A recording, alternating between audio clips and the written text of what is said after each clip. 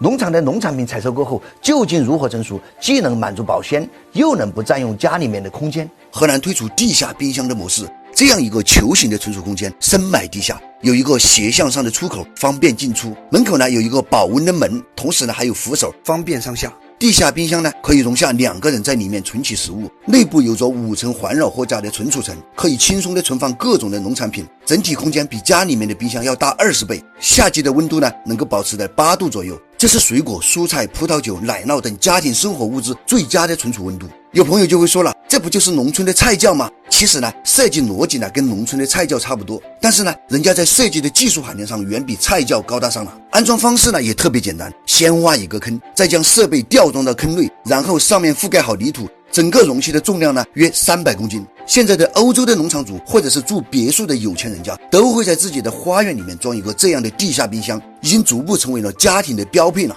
可惜啊，咱们中国城里面生活的朋友就别想拥有了，在农村或者有别墅的朋友可以考虑试一试。特别是今年号召大家囤物资，怎么囤呢？这不就是一个不错的工具吗？如果国内有做类似设备的朋友，请联系我一下，这也许是一个不错的机会。好了，关注黄老师，带你看透全球农业的新技术。